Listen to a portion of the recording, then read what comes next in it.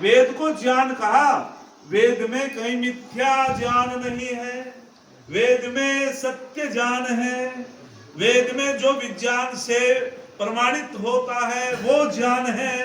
वेद में कोई भ्रमित करने वाला ज्ञान नहीं है।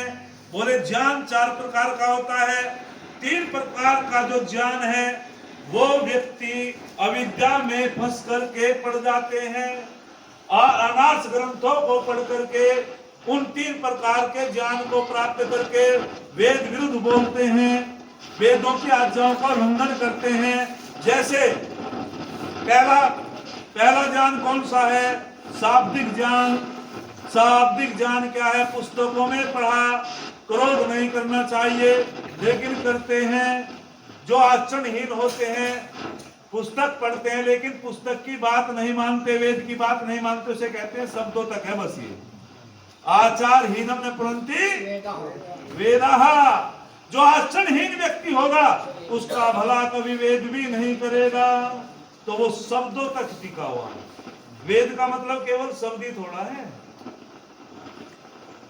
शब्दों को तो गणना कर देंगे, 20,000 कुछ मंत्र है, लेकिन शब्द और शब्दों के अंदर जो छुपा हुआ अर्थ और उनका जो संबंध है, इनसे मिलकर के वेद बना है।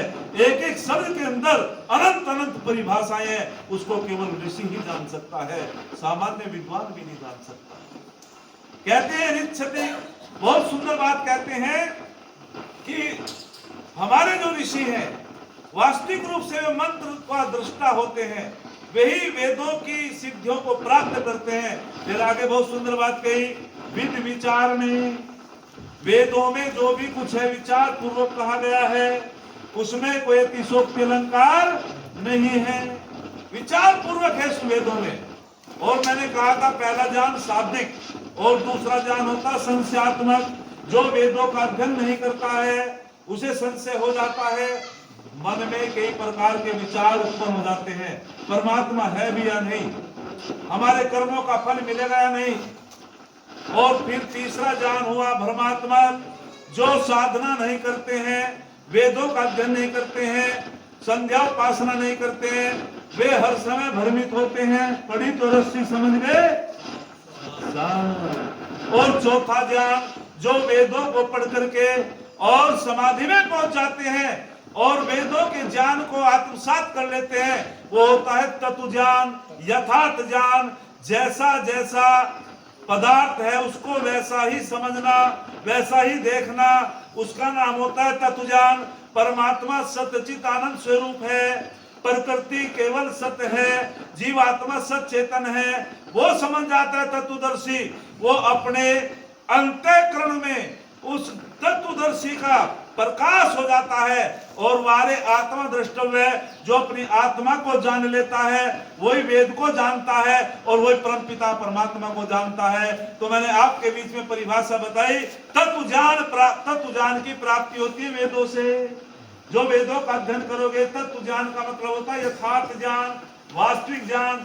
जैसा जैसा है पदार्थ उसको वैसा ही समझना, वैसा ही मानना। और फिर कहा विद लिरि लाभ है, चौथी परिभाषा देते हैं, जिसके पढ़ने में लाभ ही लाभ हो, जिसके सुनने में लाभ ही लाभ हो, जिसके ना सुनने में हानि हो, न सुनाने में हानि हो, न पढ़ने में हानि हो, न पढ़ाने में हानि हो, उसका नाम वेद है।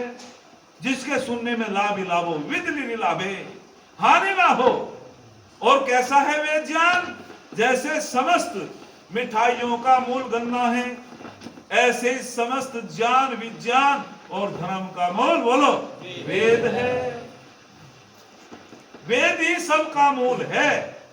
एक शब्द होता है जो धीरे धीरे वेदों का अध्ययन करता है, ज्ञान अर्जित करता है। ज्ञान का मतलब ऋग्वेद, फिर ज्ञान के बाद में शुभ कर्म करता है यजुर्वेद, फिर उपासना आत्मसात कर लेता है उपासना के माध्यम से सामवेद, और फिर विज्ञान को समझता है कि परमात्मा ने कैसा वेदों में विज्ञान प्रदर्शित किया है। विज्ञान कांड है अथर्ववेद में। थर्व कहते हैं कंपनता को, शब्दों को ध्यान दो। थर्व माने कंपनता और अथर्व माने निश्चिंतता, अर्थात जो ऋषि मुनि ज्ञान अर्जित करके, तत्व ज्ञान को अर्जित करके शुभ कर्म करता है, उपासना करता है, वो फिर विज्ञान को समझ जाता है, फिर विज्ञान को समझ करके अथर्ववेद को समझता है, फिर उसके जीवन में कंपनता नहीं होती है। अथर्व माने कंपनता होती है और अथर्व माने निश्चिंतता होती है, और वो फिर योगी पुरुष निश्चिंत होकर के उसको भय नहीं लगता है, उसका यह लोक भी सुधर जाता है, पर लोक भी सुधर जाता है। आइए हम सभी को वेदों का अध्ययन करना चाहिए। इन्हीं शब्दों के साथ जिस ऋषि दयानंद ने हम पे कृपा की, दोबारा से उसने जो हमारे वेदों का भाष्य गलत किया था, उस भाष्य को सही करके हमारे सामने प्रदर्शित कर दिया। अगले